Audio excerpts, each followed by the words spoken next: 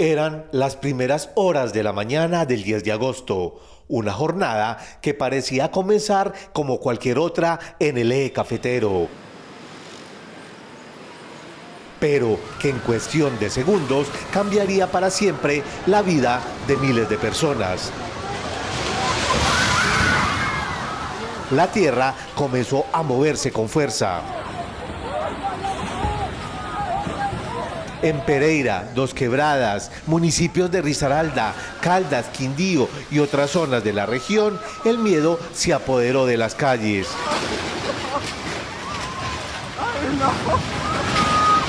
Vidrios que estallaron, objetos que cayeron, paredes que se agrietaron y estructuras que comenzaron a ceder fueron algunas de las escenas que dejó el terremoto.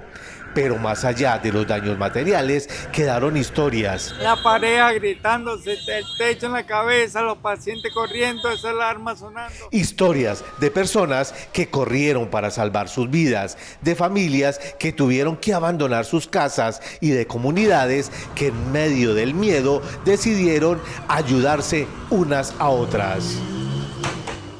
En cuestión de segundos, lo cotidiano se convirtió en incertidumbre.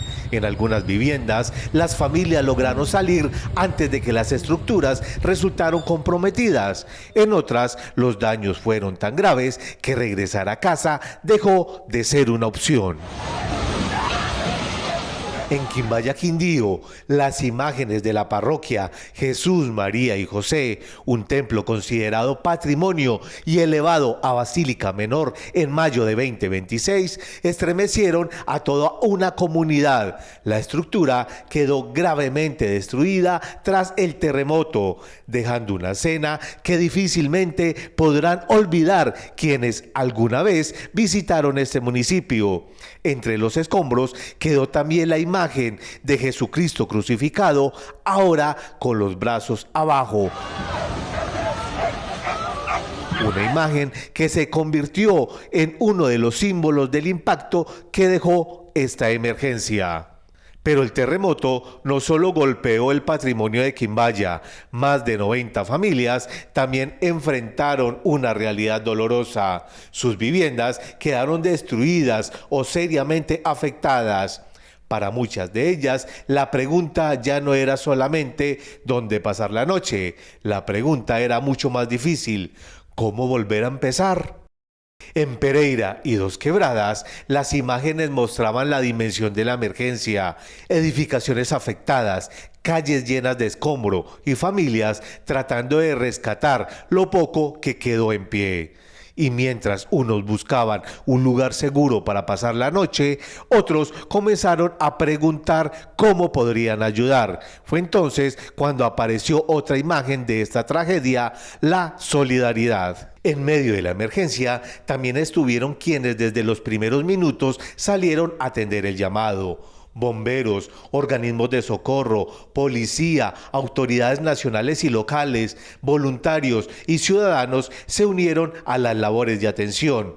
Mientras algunos removían escombros, otros revisaban viviendas, acompañaban a las familias y ayudaban a los damnificados.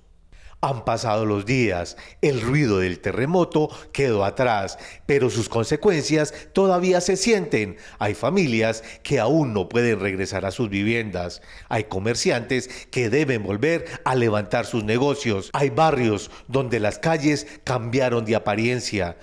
Y hay personas que todavía duermen con miedo que la tierra vuelva a moverse. Desde diferentes lugares comenzaron a llegar alimentos, agua, colchones, cobijas, elementos de aseo y otras ayudas para las familias damnificadas.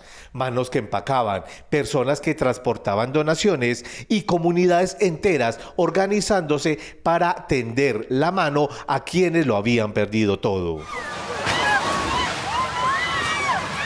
El terremoto del 10 de agosto dejó grietas en paredes, viviendas destruidas y pérdidas que todavía están por cuantificarse, pero también dejó algo difícil de medir: la capacidad de una región para levantarse cuando todo parecía venirse abajo. En el eje cafetero, donde la tierra tembló con fuerza, miles de manos se extendieron para ayudar. Llegaron las ayudas y ahora comienza el proceso más difícil: volver a empezar, porque un terremoto puede sacudir una región en cuestión de segundos, pero reconstruirla es una tarea que requiere tiempo, unión y memoria. Dios.